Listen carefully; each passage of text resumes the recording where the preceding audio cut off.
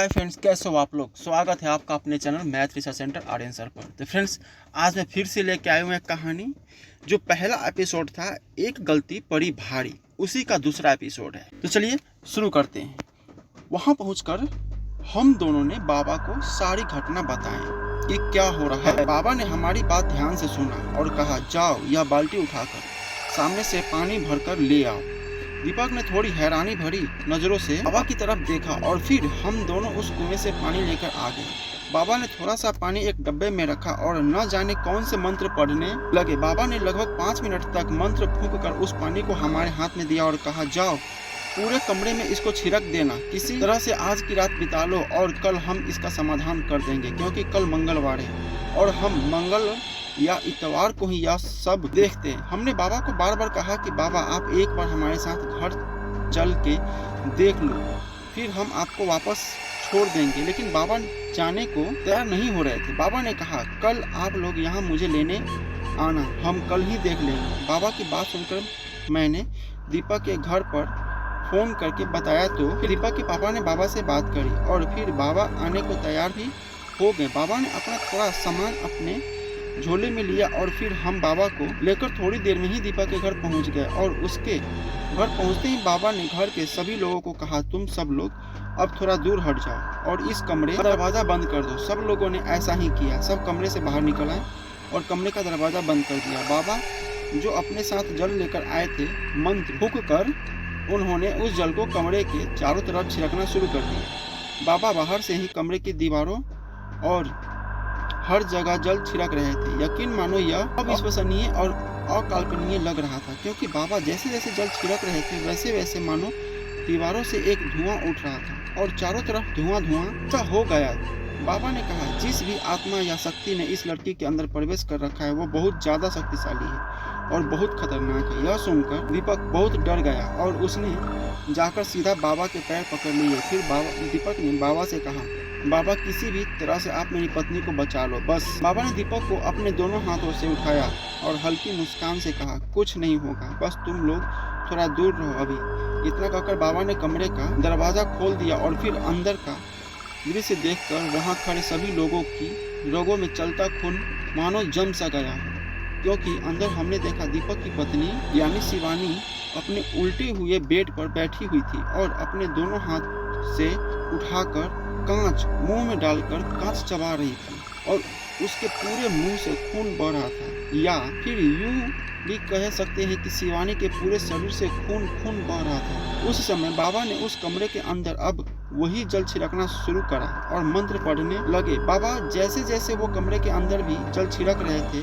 तो पूरे कमरे के अंदर से धुआं ही निकल रहा था। आज तक ऐसा मानो कभी देखा नहीं था कि अगर किसी के अंदर भूतिया आत्मा आई हो और जल छिड़कने से इस तरह धुआं निकल रहा हो। यह बहुत अविश्वसनीय दृश्य था। तभी वो दीपक की पत्नी शिवानी फिर से आदमी की आवाज में चिल्लाने लगी। वह कह रही थी, सबको मरना है क्या। अब बाबा को बड़ी बुरी तरह से घूरते हुए गुर्रा रही थी और वह बाबा को कह रही थी, तू भी मरेगा। अब तू यहाँ क्यों आया है? जो हमारे बीच में आएगा वो मारा जाएगा। चला जाए यहाँ से, अभी चला जा, नहीं तो तू भी मारा जाएगा। इसको मैं लेकर जाऊंगा। यह मुझे अच्छी लगी है, बस यही कह रही थी शिवानी। उसके बाद बाबा और दीपक उसके पापा को साइड में बुलाया और कहा, इसके अंदर एक बहुत खतरनाक शक्ति प्रवेश कर चुकी है, इसलिए इस लड़की को इस बुरी शक्ति से मुक्त करना इतना आसान नहीं होगा। कल मंगलवार है और किसी तरह से तुम कल इसको मेरे निवास पर ले आना, तभी इसको हम इस बुरी शक्ति से बचा सकते हैं। दीपक ने रोते हुए कहा, तो बाबा आज क्या होगा? आज शिवानी को हम इस बुरी हालत में कैसे छोड़ सकते हैं? उसके बाद बाबा ने इतना ही कहा, मैं अभी कुछ बंदोबस्त कर दूंगा, रात भर की बात है, दिन में थोड़ा बहुत नॉर्मल हो जाएगा। लेकिन याद रहे, रात को तुम लोगों में से एक ना एक किसी को जागा रहना होगा और इस लड़की पर तुम लोग खास नजर रखना। फिर बाबा ने शिवानी को बड़ी मुश्किल से पकड़कर एक कुर्सी में बांध दिया और उसके चारों तरफ मंत्र पढ़कर एक घेरा बना दिया और कमरे के दरवाजे पर एक धागा बांध दिया। इतना करके बाबा ने मुझसे कहा, चलो मुझे अब छोड़ आओ। इसके बाद मैं और दीपक बाबा को बाइक में बैठाकर उनके स्थान पर छोड़ने जा रहे थे और थोड़ी देर में हम वहां पहुंच गए। फिर बाबा गाड़ी से उतरे और दीपक को कहा, दीपक यह रात तुम्हारी पत्नी पर बहुत भारी पड़ने वाली है। समझ लो उसके जिंदगी की यह भयानक और भारी रात गुजरने वाली है। इस रात इसकी जान को बहुत खतरा है, इसलिए भगवान से दुआ करना कि वो हमारी पत्नी को सही रखे और उस बुरी आत्मा से बचा कर रखे। बाकी कल तुम लोग दिन में ही खाना पीना खाकर अपनी पत्नी को यहाँ ले आना, बाकी भगवान की मर्जी। इतना कहकर बाबा अपनी झोपड़ी में के अंदर चले गए और दीपक रास्ते पर यही सोच रहे थे कि बाबा कितनी बड़ी चेतावनी देकर चले गए इस रात के लिए।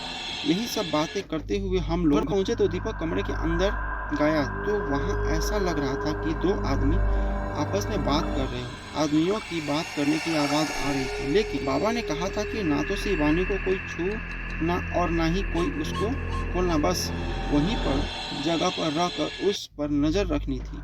किसी तरह डरते डरते आखिर वो रात तो बीत गई। जब सुबह सब लोग उठे तो सबने देखा शिवानी बिल्कुल नॉर्मल थी, उसे कुर्सी से बांधा हुआ था और बाबा ने बताया था कि सुबह में खोल देना। दीपक ने अपनी पत्नी को कुर्सी से खोला और बाबा ने जो घेरा बनाया हुआ था उसको काट दिया। शिवानी बिल्कुल बेहोश थी और गई के डॉक्टर ने शिवानी पर पानी छिड़का और उसको होश में लाकर उसकी चोटों पर मलहम पट्टी करने लगे। शिवानी के पूरे बदन पर चोट लगी हुई थी, उसका सर फटा हुआ था, कांच चबाने के कारण उसका पूरा मुंह फटा हुआ था और शिवानी कह रही थी, क्या हुआ मुझे, यह सब क्या हुआ मेरे साथ। वो रो रही थी और पूछ रही, लेकिन बाबा ने बताने से मना किया था, इसलिए हमने से किसी ने शिवानी को कुछ नहीं बताया। शिवानी सबसे पूछती रही, क्या हुआ मुझे, ऐसी हालत कैसी हो गई मेरी, क्योंकि उसको कुछ भी याद न था।